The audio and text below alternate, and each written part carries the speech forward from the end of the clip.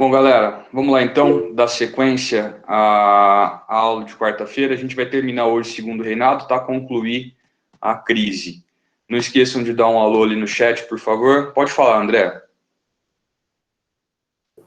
Aquela treta lá com o bispo de Olinda, teve algum impacto nacional isso daí, ou só acabou com a punição dele? Não, teve impacto nacional, né? Essa treta, né, entre o Dom Pedro II e o bispo de Olinda, que terminou com a prisão, né, do bispo de Olinda, ela foi a cereja do bolo na questão religiosa. Quando Dom Pedro I manda prender uma autoridade eclesiástica no Brasil, porque ela desacatou uma ordem do imperador e acatou uma ordem do Papa, isso representa aí a separação entre igreja e Estado no Brasil. Mesmo na Constituição, ainda existindo o padroado e o beneplácito, na prática, aquilo lá foi o que simbolizou, o que marcou a separação, né, extraoficial, vamos colocar assim, da Igreja Católica no Brasil e o Estado brasileiro. Ou seja, isso teve uma repercussão no Brasil todo, né? Considerando aí que o Dom Pedro II era a maior autoridade política do Brasil. Entendeu? Entendi. Valeu, João. Nada, que isso. Povo, o que mais vocês querem perguntar desse assunto de questão religiosa? Fala para mim se vocês entenderam de verdade esse assunto. Deu para entender, sim. Deu para entender como que começou, de onde saiu aquela treta entre igreja e maçonaria, por que que isso se refletiu no Brasil e como acabou. Todo esse processo tem que ficar bem claro, tá? Não basta saber que a questão religiosa foi o rompimento entre igreja e Estado no Brasil e que isso contribuiu para o fim do segundo reinado. Vocês têm que saber como ocorreu esse rompimento, por quê, quais as origens, e as origens não estão no Brasil. Tá bem? O Brasil refletiu apenas o que estava acontecendo lá na Europa, tá bem? Mas isso vai representar o rompimento entre as duas instituições, a política e a religiosa, aqui no nosso país. Isso está muito claro para todo mundo, de verdade. Sim. Então tá, então vamos dar sequência, eu vou espelhar minha tela com vocês, para a gente poder continuar aquela parte da teoria. Só lembrando, eu não postei a videoaula desse assunto ainda, tá? Eu não consegui terminar de gravar. Eu vou gravar ela hoje, e aí eu vou postar ela no YouTube, eu vou mandar o link, junto com o link dessa aula, lá no mural do Classroom, beleza? Então vamos lá. Bom, a gente parou nesse slide aqui, ó, na quarta-feira, tá bem? Nós terminamos, né, a aula nesse slide aqui, mostrando, né, o rompimento entre Dom Pedro II e a Igreja Católica, beleza? E aí, a gente vai começar hoje este assunto aqui, que é a questão republicana. Vamos lá, então, o que foi a questão republicana? A questão republicana no Brasil, ela vai mostrar o fortalecimento dos republicanos, ok? E como que o fortalecimento do republicanismo no Brasil vai enfraquecer a monarquia. Na verdade, a gente só pode falar que o republicanismo, as ideias republicanas, se fortaleceram porque a monarquia estava em decadência. Se a instituição monárquica no Brasil fosse forte, existiriam as pessoas que defenderiam o modelo republicano, mas elas não seriam tão fortes, não teriam tanta representatividade. O fortalecimento dessas ideias, que configura o que a gente chama de questão republicana, é um reflexo do enfraquecimento do poder de Dom Pedro II, tá bem? E dentro da questão republicana, nós temos um embate, né, uma disputa ideológica entre dois republicanos, o Silva Jardim e o Quintino Bocaiúva. O Silva Jardim, ele defendia que o republicanismo no Brasil deveria ser implantado a partir de uma revolução social. Como assim? A população brasileira deveria, por meio de uma revolução, derrubar a monarquia e implantar a república. O Quintino Bocaiúva já era mais acometido, ele falava que a república no Brasil deveria ser implantada por meio de uma transição pacífica, sem revolução. Tá bem? A gente já sabe, né, que apesar deles terem dado um golpe de Estado no Dom Pedro II e proclamado a república, essa transição não foi uma transição violenta. Tá bem? Bom, as ideias republicanas no Brasil tinham uma grande influência do iluminismo, aquilo lá que a gente já conversou, né? O iluminismo, ele aparece nos nossos assuntos desde que a gente começou a estudar Revolução Francesa, ou seja, desde o primeiro assunto do livro 1, ok? Percebam vocês que lá naquele assunto na segunda metade do século XVIII, o iluminismo já era forte, a gente está um século na frente, continuamos falando do iluminismo.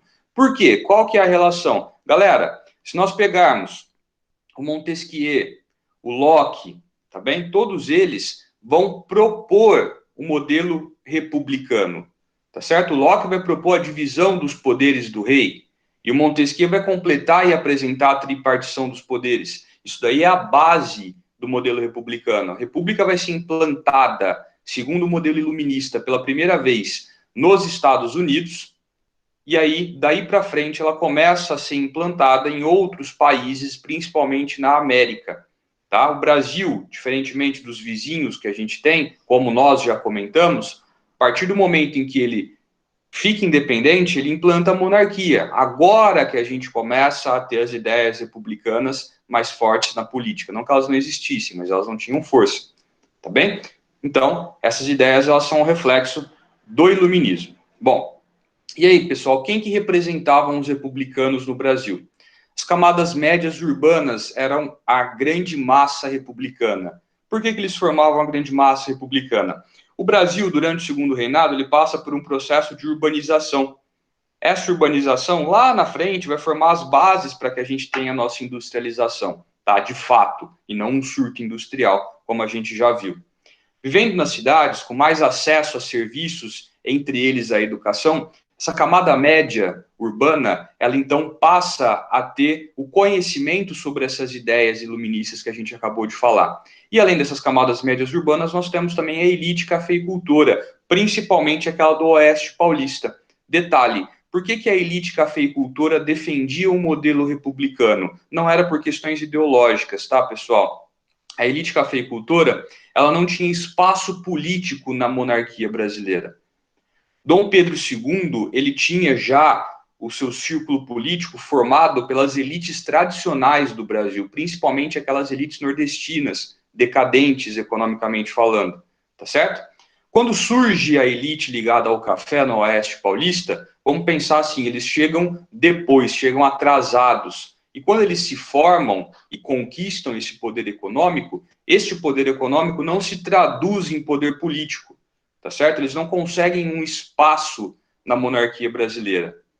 Juntamente com outros fatores, como a questão abolicionista, que a gente vai trabalhar daqui a pouco, essa elite ligada ao café, já que ela não tinha esse espaço político, ela começa então a bandear para o lado da república. Ela começa a defender a república como forma de conquistar o poder político que ela não tinha na monarquia. Fala para mim se vocês entenderam isso que eu acabei de falar.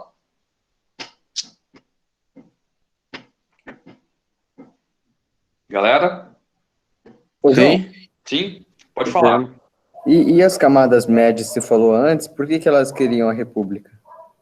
Aí é uma questão ideológica, tá, André? Elas partem, né? Elas vão aderir às ideias republicanas por conta de um acesso que elas tinham à educação. Eram pessoas mais instruídas comparadas com as camadas mais populares, tá certo? E aí elas vão observar, né, que a república era sinônimo de progresso, principalmente na América, observando os Estados Unidos e os nossos vizinhos, como a Argentina, e vão querer também isso para o Brasil, então elas passam a defender essa bandeira. Aí mais por uma questão ideológica, tá bem? Então não tinha tanto interesse pessoal. Não. O interesse pessoal ele é praticamente exclusivo da elite cafeeira do Oeste Paulista. Tá? O interesse aí deles conseguirem, né, deles conquistarem espaço político na República, coisa que eles não tinham na monarquia. Beleza? Aham. Posso seguir? Nenhuma dúvida? Ô, João, Fala. fala de novo, tipo, o que o iluminismo se trata? Que eu dei uma esquecida. Então vamos lá. Ó. O iluminismo é aquela corrente de ideias que surge na Europa, aí em finais do século XVII, tá certo? Comecinho do século XVIII, e ela se apresenta como contrária ao absolutismo, tá bem? Os iluministas, eles enxergavam o absolutismo e a Igreja Católica como os grandes responsáveis pelo atraso intelectual da humanidade. Tanto que os iluministas vão nomear a Idade Média de Idade das Trevas, né? São termos opostos, trevas e iluminismo, tá certo? Eles propunham um modelo onde a participação política fosse estendida a todos, e não apenas aquele clube formado pelo rei e os nobres, tá bem? É óbvio que a gente tem que destacar que quem propôs este modelo de participação política foi a burguesia. A burguesia que surge em um contexto de transição do feudalismo para o capitalismo, que tinha poder econômico, mas esse poder econômico não se traduz em poder político. Por quê? Porque o poder político no antigo regime, no absolutismo, ele vinha junto com os títulos, junto com a nobreza, e o burguês não era nobre. Então, os burgueses vão começar a atacar o absolutismo, e atacam ele de que forma? Mostrando, né, ou dizendo que este modelo ele não dava participação política, ele não era um modelo justo, tá certo? E aí eles começam a elaborar ideias. Beleza, já que o absolutismo não funciona, o que funciona? E começam a surgir as várias vertentes políticas do absolutismo, o liberalismo, as ideias republicanas, tudo isso surge nesse contexto, certo? Conseguiu lembrar? Consegui. Sim? Então era tipo meio que tipo ideias iluminadas. Isso. O nome de iluminismo, eles deram no seguinte sentido. Essas ideias vieram para iluminar a mente das pessoas. Como assim iluminar a mente das pessoas? A cabeça das pessoas, ela estava na escuridão, que era formada pelo absolutismo e pela Igreja Católica. Essa escuridão havia durado mais de um milênio, né, ao longo da Idade Média, e agora essas ideias que eles apresentavam vieram para iluminar essa cabeça escura das pessoas. Então, daí o nome iluminismo. Tanto que uma das bandeiras que os iluministas defendiam era o conhecimento universal.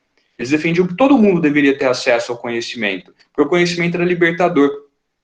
Uma das obras mais difundidas pelos iluministas foi a enciclopédia, tá? A enciclopédia, o que era? Era um livro que continha conhecimentos de todas as áreas. Por quê? Porque eles acreditavam que apenas por meio do conhecimento é que as pessoas iriam se libertar dos discursos absolutistas e do discurso da Igreja Católica.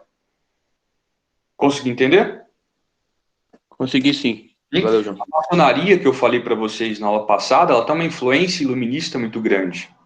Tá? Tanto que aí os pilares da maçonaria são os mesmos pilares da Revolução Francesa: liberdade, igualdade e fraternidade. Há uma relação muito grande entre iluminismo e maçonaria. Por quê? Porque foram as mesmas pessoas, né, que protagonizaram tanto a Revolução quanto a fundação dessa ordem, que é a burguesia europeia. Tá bem? Não é que seja uma ordem exclusiva da burguesia, mas quem encabeçou foram eles. E através dela, eles conseguiram tramar o fim do absolutismo em vários países da Europa. E aí arrumaram aquela treta com a Igreja Católica, que a gente viu na aula passada. Por quê? Porque a Igreja Católica apoiava o iluminismo. Lembram que eu expliquei para vocês? Os teóricos do poder, apoiavam o absolutismo, perdão. Lembra que eu expliquei para vocês os teóricos do absolutismo? O Bossuet, o Jean Bodin, a teoria do direito divino. Por que o rei governa e eu tenho que obedecer ele? Porque quem colocou o rei no trono e a coroa na cabeça dele foi Deus. Ele está lá por vontade de Deus. Ir contra ele é ir contra a vontade de Deus. Esse discurso em uma população católica, ele cola. O iluminismo, então, vai falar o seguinte: ó, galera, vocês estão cegos por essa religiosidade. Vocês têm que começar a pensar um pouquinho fora da caixa. Olha aqui, ó, por que vocês não estudam? Por isso que eles defendiam o conhecimento universal, como forma de libertar as pessoas dessas amarras do absolutismo e da Igreja Católica. Fechou? Fechou. Sim? Valeu. Vamos lá, então. Que isso? Vamos seguir. Bom, aí, galera, essa elite cafeeira, principalmente do Oeste Paulista, somada às camadas médias urbanas, principalmente no estado de São Paulo, vão formar o primeiro partido republicano brasileiro, chamado PRP, Partido Republicano Paulista, tá bem? Esse partido republicano, ele tinha um caráter conservador, tá? Apesar da classe média urbana fazer parte, ele era composto principalmente pelas elites ligadas ao café do Oeste Paulista. Defendiam o modelo federativo, tá? O que é o modelo federativo? É o nosso modelo, nosso atual modelo de política. O que significa federação, pessoal? Federação significa que o território é dividido em unidades administrativas, que nós chamamos de estados, e essas unidades administrativas têm autonomia política e econômica. ela só tem que obedecer à Constituição Federal. É por isso que o Bolsonaro, por exemplo, atualmente não pode obrigar os estados a acabarem com a quarentena, porque essa é uma decisão que cabe aos governadores. Ele só pode fazer isso se ele conseguir baixar uma lei, tá certo? E nessa lei estiver previsto que o presidente pode tomar essa atitude. Do contrário, pela Constituição do Brasil, os governadores têm essa autonomia. Esse é o modelo federativo. Então vamos pensar o seguinte, por que essa elite defendia o modelo federativo? Porque através desse modelo, as províncias que agora se transformariam em estados teriam mais autonomia política, que era o que eles queriam desde o período regencial. Lembram da maior autonomia para as províncias e descentralização? Pois é, o modelo federativo na República, ele era a concretização desse desejo. Fala para mim se vocês entenderam. Sim. Sim? Seguindo então, vamos lá. Alguma questão ou alguma dúvida na questão republicana, pessoal? Nada? Não. Então vamos seguir a questão abolicionista. Vamos lá. Bom, quando a princesa Isabel assina a Lei Áurea em 1889, aquela lei que a gente viu lá atrás, né, na abolição da escravidão, no processo de abolição, a monarquia brasileira, ela vai perder os seus últimos apoiadores. Quem que eram os últimos apoiadores da monarquia brasileira? A elite nordestina. Lembra que eu falei? Eles tinham uma grande influência política na monarquia, só que eles eram decadentes, economicamente falando. Tá certo? E eles só apoiavam a monarquia porque eles entendiam que monarquia era sinônimo de escravidão no Brasil. Então, quando a princesa Isabel vai lá e assina a Lei Áurea abolindo a escravidão no nosso país, este povo, que eram praticamente os últimos que apoiavam a monarquia, deixam de apoiá-la. Tá certo? Então, quando eles deixam de apoiar a monarquia, eles passam a apoiar o modelo republicano. Então, a gente fala que a elite nordestina ligada à cana-de-açúcar, eles foram os últimos a aderirem às ideias republicanas. Eles são chamados, por isso, de republicanos de 13 de maio. 13 de maio, que nem a gente viu naquela aula, foi a data em que a Lei Áurea foi assinada. E a partir daquela data, esses monarquistas se transformam em republicanos apenas por uma questão de interesse e não de ideologia. Certo? Fala para mim se vocês entenderam a questão abolicionista, galera. Sim. Sim? Se vocês observarem a charge ali, nós temos importantes ícones da abolição da escravatura no Brasil, segurando, né, a bandeira escrito abolição, e aí no centro um escravo, né, acorrentado, e do outro lado que seriam essas elites, né, agrárias puxando, ou seja, um puxando para o lado da escravidão e o outro puxando para o lado da liberdade. Isso foi muito difundido na época em que essas questões abolicionistas começaram a ganhar força, tá certo? Então, o que tem a ver a abolição da escravatura com o fim do Segundo Reinado? A assinatura da Lei Áurea retira da monarquia os últimos defensores, os últimos que a apoiava, que era quem? A elite ligada à cana-de-açúcar nordestina, os chamados republicanos de 13 de maio. Fechou? Dúvidas? Tudo certo até aqui? Tudo certo. Sim? Então vamos lá. Questão militar. Galera, a questão militar, ela acaba encostando um pouquinho na questão abolicionista, tá? Eu vou comentar isso com vocês daqui a pouquinho. Bom, o que foi a questão militar e como que ela começa a se formar? A origem da questão militar é a Guerra do Paraguai. Estão lembrados que nós trabalhamos isso semana passada? O exército brasileiro vence a Guerra do Paraguai, não vence? Quando esse exército volta da guerra vitorioso, né, com moral, eles passam, quem? O exército passa a exigir do imperador maior participação política. Agora eles tinham o que barganhar. Ó, imperador, a gente ganhou a guerra lá, tá bem? A guerra que você começou, a gente foi lá, venceu, tudo mais. Agora a gente quer participar da política também. Só que, assim como a elite cafeeira do Oeste Paulista não tinha participação na política brasileira, os militares também não vão conseguir essa participação. Beleza? Sim ou não, galera? Sim. Sim? Tá.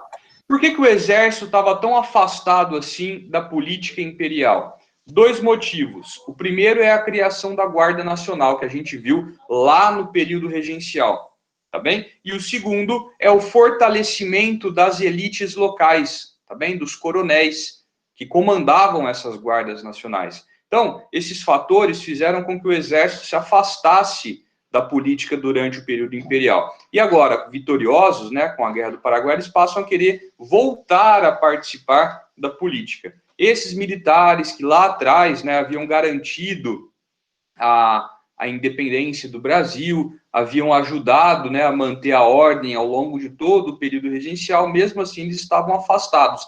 E agora, vitoriosos na Guerra do Paraguai, eles querem voltar a participar, o imperador vai negar. Bom, galera, os militares brasileiros, eles eram muito influenciados pelo positivismo do Conte. Quem explica para mim o que é o positivismo para a gente poder seguir? É aquele negócio dos tipos de Estado, né? Oi? Ó, o Conte, Pode falar, Bueno. o Augusto Conte, ele é considerado o pai da sociologia enquanto ciência, tá bem? Ele que, na prática, vai criar uma ciência para estudar a sociedade, a sociologia. Quando o Conte cria essa ciência que visa o estudo da sociedade, ele vai tomar como influência as ciências da natureza e o método de pesquisa dessas ciências da natureza, tá? Tanto que a sociologia kantiana, ela tinha muito um caráter evolucionista, né? A teoria dos 3 estados, ok? E é a partir disso que a gente começa a entender por que os militares se interessavam tanto pelas questões e pelas ideias positivistas, tá certo? Vamos lá, presta atenção. Quem lembra quais são os 3 estados da teoria kantiana? Fala para mim. Vocês aprenderam isso ano passado, galera, em sociologia. É o teocrático, Muito bem. o positivo. O positivo é o último e no meio. Qual que é o segundo? Galera, estado teológico, metafísico e positivo. Fechou? O que muda de um estado para o outro? Vocês lembram? Não. O que muda... O teológico, ele acredita, tipo, o Estado é movido pela religião. Muito bem. O metafísico, ele é tipo um meio termo entre ciência e religião, e o positivista é o que acredita na ciência. Perfeito.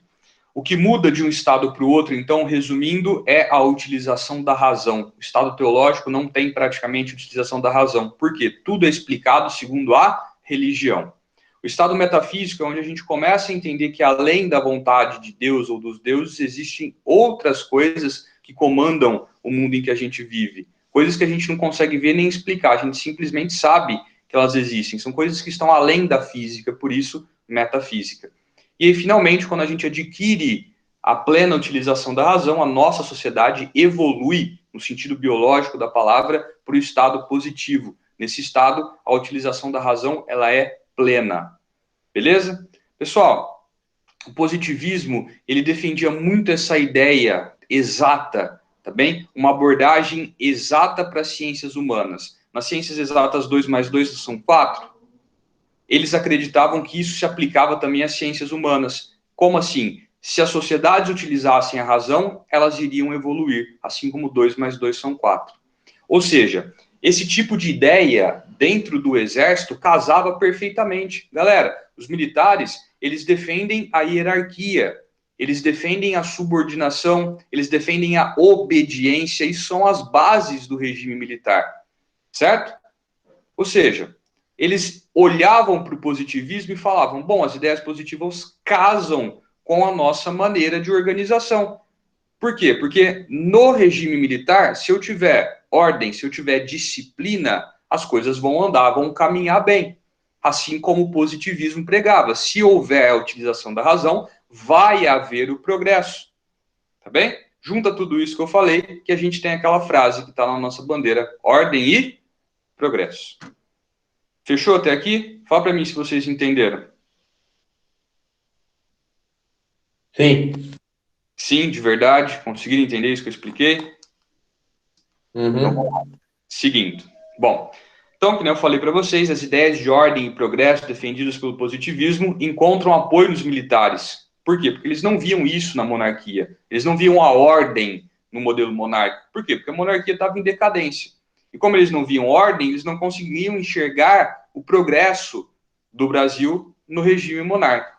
Tá certo? Então eles passam a se levantar contra a monarquia também por uma questão ideológica, tá? Bom, galera, os militares encontraram apoio na população brasileira. Porque pensem comigo, as elites ligadas ao café, eles, apesar de terem poder econômico, eles não tinham influência política, tá certo? E muito menos militar. As camadas médias urbanas, então, nem se fala, né? Não tinham poder econômico, nem influência política, nem militar. Os militares, apesar de não terem poder econômico, tá certo? Eles tinham o poder militar, eles tinham armas, soldados que comandavam. Então, o que vai acontecer?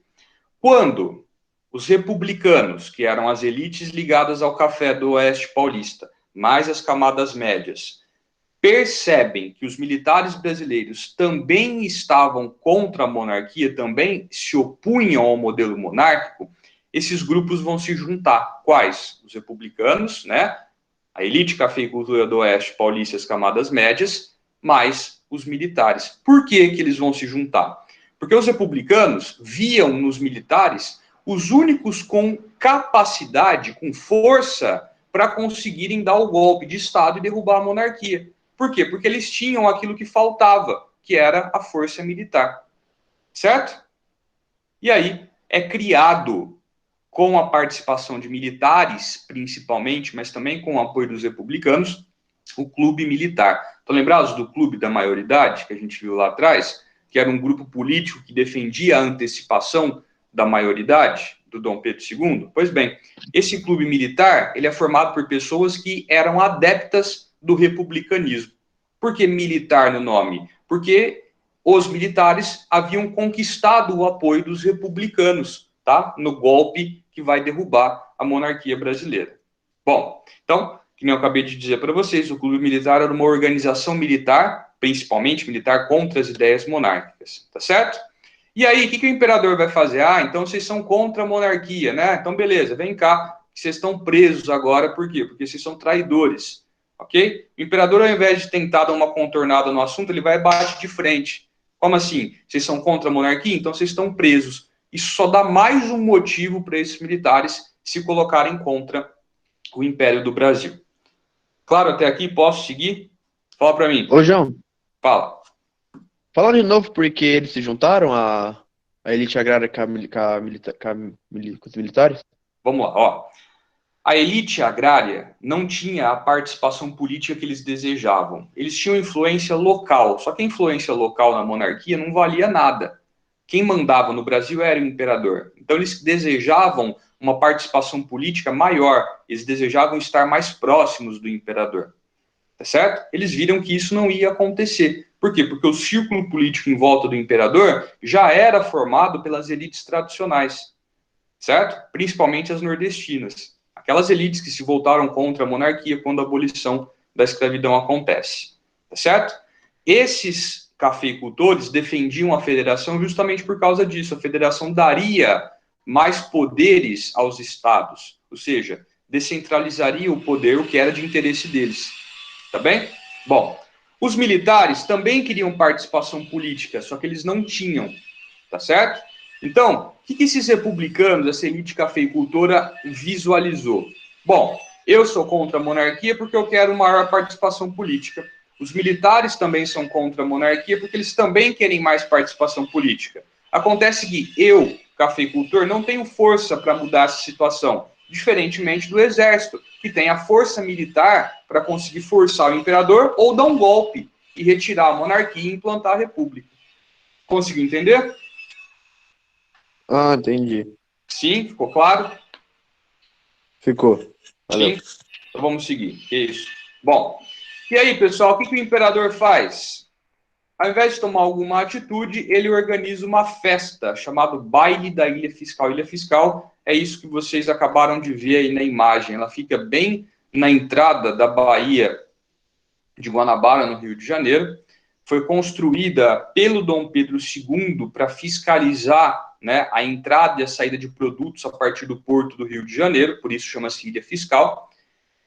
Dom Pedro II mandou erguer esse palácio, né, no estilo gótico, onde festas foram organizadas pela monarquia, enfim. E aí, nas vésperas do golpe que vai acabar com a monarquia, o imperador, ao invés de tomar alguma atitude, ele vai lá e organiza um baile na Ilha Fiscal. Dizem, né, na época, quando ele estava desembarcando na ilha, chegando para essa festa, Dom Pedro II, que já era idoso, né, tinha uma idade bastante avançada, tinha acabado de retornar da Europa de um tratamento médico, né, não sei se vocês lembram, quando a princesa Isabel assina a Lei Áurea, o Dom Pedro II não estava no Brasil, e ele tropeça no barco e quase cai, né, e aí as pessoas que estavam em volta, né, ficaram todas olhando, e ele, para não sair mal na fita, ele diz que a monarquia tropeça, mas não cai, né, não devia ter dito isso. Alguns dias depois aconteceu o golpe que derrubou a monarquia. Bom, como eu falei para vocês, foi o último grande evento da monarquia brasileira e mostrou como Dom Pedro II parecia alheio, né, a tudo que estava acontecendo no Brasil. Essa que apareceu para vocês é uma charge que foi publicada na época. Se vocês prestarem atenção, essa figura que está dormindo na cadeira é o imperador Dom Pedro II, e em cima das pernas dele, né, no colo, tem um jornal escrito O País. Então, isso daí, na verdade, é um sentido bastante figurado, né? O imperador dorme frente às questões políticas do Brasil, ou seja, ele está completamente alheio ao que está acontecendo, tá bom? Bom, vamos lá. E aí, para a gente caminhar, né, para a proclamação da República, Dom Pedro II, né, ele manda depor o Marechal Deodoro da Fonseca do cargo de presidente da província do Rio Grande do Sul. Por que ele depõe o Deodoro da Fonseca? Porque o Dom Pedro II havia dado uma ordem para que o Marechal Deodoro da Fonseca punisse militares que haviam se proclamado contra a monarquia. E o Deodoro da Fonseca se recusa a cumprir a ordem do imperador, e como represália, Dom Pedro II vai lá e depõe o Marechal Deodoro da Fonseca do cargo de presidente da província do Rio Grande do Sul. Isso vai piorar ainda mais a relação entre militares e o imperador. Certo? Deodoro da Fonseca é esse cidadão que apareceu para vocês aí na imagem. Tá certo? Bom, no dia 15 de novembro, então, de 1889, finalmente, né, liderados por Benjamin Constant, militar, e inspirados pela figura de Deodoro da Fonseca, os militares, então, realizam o golpe de Estado que coloca fim à monarquia do Brasil. E aí surge essa charge, né? Atrás você tem Benjamin Constant, ele está empurrando a cadeira, o trono, né, de Dom Pedro II, e Dom Pedro II está caindo no chão.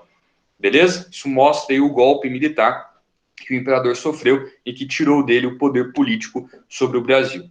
Tá certo? Uma vez que eles deram o golpe no Dom Pedro II, eles proclamam o nascimento do governo provisório da República dos Estados Unidos do Brasil. E a bandeira do Brasil passa a ser essa daí que apareceu para vocês. Fala para mim se esse nome e essa bandeira parecem com o nome e a bandeira de algum outro lugar. Não, não parece não, imagina. Nem um pouco, né? É China, não é? Pois é. Galera, isso daí reflete a influência, né, da política norte-americana, não que eles participaram do golpe de Estado, mas a questão ideológica, né? A influência ideológica que eles representaram no processo de proclamação da República do Brasil. Essa bandeira não agradou, né, muita gente, inclusive dentro do próprio exército brasileiro, por isso que a nossa bandeira não é essa, graças a Deus, tá certo? E nem o nome do Brasil, tá certo? República dos Estados Unidos do Brasil. Ainda bem que o nosso nome é só República Federativa do Brasil, tá certo? Bom, depois que o golpe acontece, Dom Pedro II e sua família são exilados em Portugal, e essa é a última foto que eles tiraram aqui no Brasil, lá em Petrópolis. Ok? Aqui ao centro nós temos a figura de Dom Pedro II, ok? E aqui nós temos a princesa Isabel. Esse aqui na ponta é o marido da princesa Isabel, o Conde D. E aí eu vou falar um pouquinho sobre ele, galera. Uma outra questão que eu não coloquei para vocês aqui, mas eu vou mencionar. Por que eu não coloquei aqui? Porque isso não contribuiu para o fim da monarquia, como as outras questões. mas isso ajudou a piorar a imagem da monarquia. Vamos lá. Quando Dom Pedro II morresse, quem assumiria o trono do Brasil, vamos colocar quem seria o rei do Brasil, seria esse cidadão aqui, ó, o Conde D. Beleza?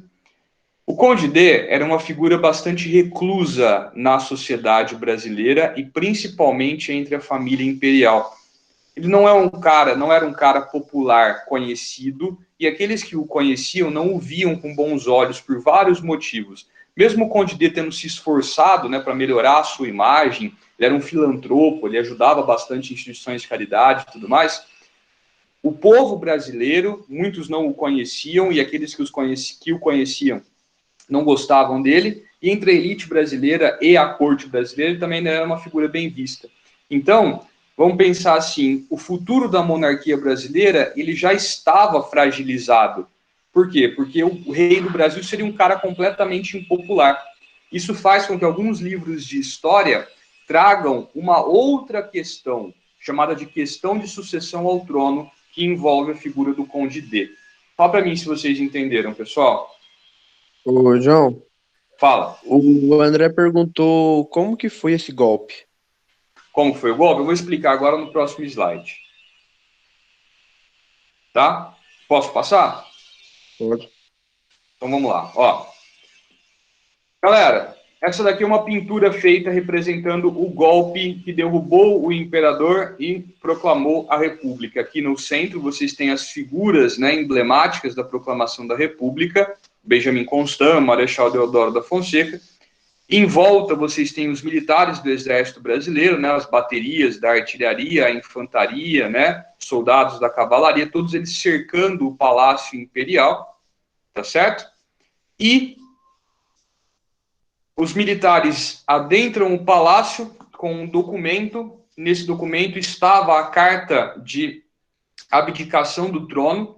Dom Pedro II pegou essa carta, assinou e se retirou do palácio, ok? E a partir desse momento, a monarquia no Brasil acabava. Foi assim que aconteceu o golpe.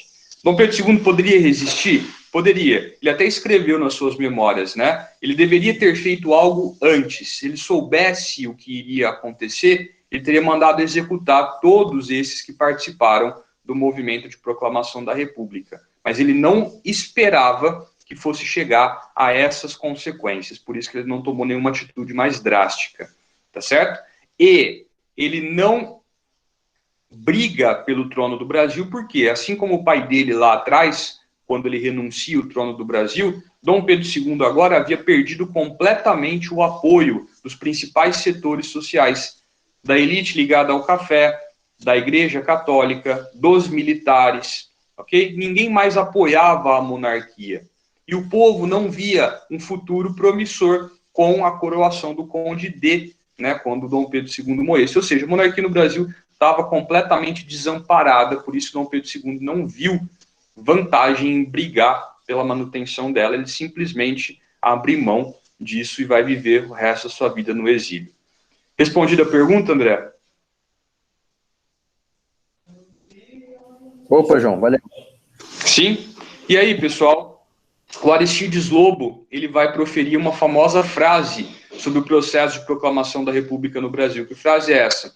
O povo assistiu a tudo aquilo bestializado, atônito, surpreso, sem conhecer o que significava. Muitos acreditavam sinceramente estar vivendo uma parada militar. Ou seja, a população, quando viu esses militares cercarem o Palácio Imperial, eles não acreditavam que aquilo se tratava de um golpe. Por quê? Porque eles não participaram deste movimento.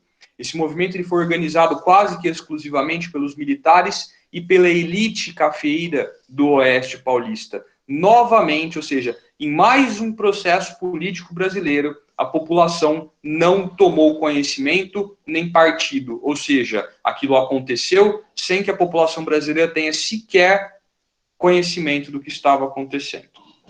Certo? Aí eu vou fazer uma pergunta para vocês que adianta o assunto do Segundo Reinado. Vocês acham que vai mudar muita coisa da monarquia para a república? Não. Sei lá. Não, Acho que não. pode falar. Acho que não. Não, não vai mudar, pessoal. O Brasil continua um país agrário, continua produzindo para o mercado externo. O que vai mudar? Que agora, ao invés de um imperador centralizando o poder político, aquelas elites do Oeste paulista, os cafeicultores, vão finalmente conseguir o que eles sempre quiseram, que é o quê? O poder político. Eles é que vão passar a governar o Brasil. Tanto que nós chamamos a República Velha de República Oligárquica, República dos Coronéis. Por quê? Porque eles vão passar a governar o Brasil. Ou seja, era o que eles sempre quiseram. Tá certo? Povo, dúvidas e perguntas até aqui? Fala para mim. Acho que tá suave. Tá suave? Vocês conseguiram entender esse assunto? Sim. Sim? Não querem perguntar nada, galera? Segundo o Reinaldo, acabou aqui. Tudo tranquilo, então? Tudo de boa. Ô, João, o Dom Pedro II ele foi morar em Portugal, mas ele não conseguiu assumir o poder de lá, né? Não, ele não vai governar Portugal, tá certo? Ele só vai residir lá. Ele não era herdeiro do trono português, vamos colocar assim. Tá certo? Ele levou dinheiro pra lá ou ele se fudeu? Levou. A família imperial, né, quando ela se exila em Portugal, a proclamação da República, ela vem junto com uma indenização paga à família imperial. Essa indenização foi bem gorda, tá? Naquela época, já alguns milhões de libras esterlinas.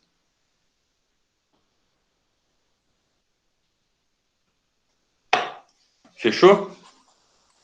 Fechou. Sim.